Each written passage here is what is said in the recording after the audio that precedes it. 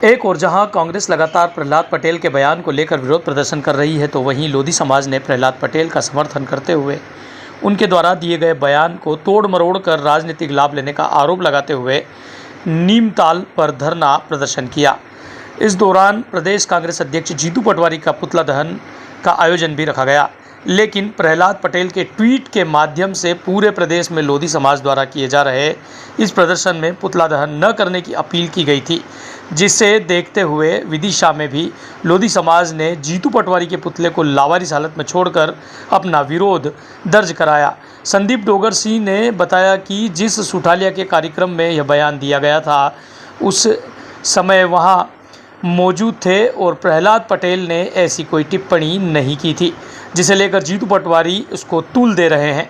उन्होंने जीतू पटवारी द्वारा प्रहलाद पटेल से माफ़ी मांगने की मांग की है। देखें ओम प्रकाश जोशी की यह रिपोर्ट। लोगों को लोग जिला बदल करते हैं, मुझे तो संभाग बदल किया है। बोले कैसे किया है? मुझे कहा कि छिंदवाड़ा लड़ो, मुझे कहा कि दमोह लड़ो। नीमताल चौराहे पर आप सभी लोगों का नीमताल चौराहा गांधी जी की मूर्ति के सामने ये लोधी समाज द्वारा जीतू पटवारी के विरोध में धरना प्रदर्शन और पुतले को लावारिस छोड़ने का कार्यक्रम था, जिसमें लोधी समाज ही अकेले नहीं सारी समाजों का प्रतिनिधित्व था, जिसमें बड़ी संख्या में लोगों ने भाग लिया। तो मैं उनका धन्यवाद करता हूं। और ये आपको बता दूं कि धरने का उद्देश्य पिछले कुछ दिन पहले सुटालिया में लोधी समाज का रानी अवंतीबाई की मूर्ति का अनावरण कार्यक्रम था, जिसमें प्रहलाद पटेल जी उस कार्यक्रम में पहुंचे थे और भी बड़ी संख्या में कई लोग थे। सामाजिक कार्यक्रम था और मैं खुद उस मंच पर बैठा हुआ था, तो जिसमें उन्होंने सिर्फ इतना कहा था कि लोधी समाज एक स्वाभिमानी समाज है और इसे लोगों के सामने या सरकारों के सामने हाथ नहीं फैलाना चाहिए। कोई भी कार्यक्रम करते हो या किसी चीज बड़ी उपलब्धि आप दिखाना चाहते हो तो उसमें सबका सहयोग लें, ना कि सरकारों के सामने हम हमेशा हाथ फैलाते रहते हैं। तो उनका उद्देश्य हर समाज से था कि हमें कोई भी चीज करना है या मूर्ति लगवाना है तो हमेशा देखा हुआ कि हम नेताओं के पास पहुंचते, सरकारों के पास पहुंचते हैं। तो उनका उद्देश्य है कि हम सब आपस में मिलकर ये काम करें, किसी के हाथ ना फैलाएं, हम देना सीखें ना कि मांगना। तो इसी बात को लेके जीतू पटवारी ने अनावश्यक बयानबाजी की।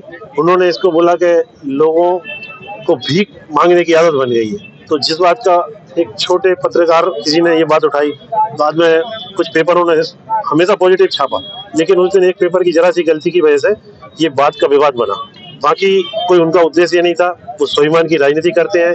अब कभी कोई भी बात ऐसी आती है तो हमेशा उन्होंने लोगों से यही कहा कि हमें गलत लाइन नहीं पढ़ना।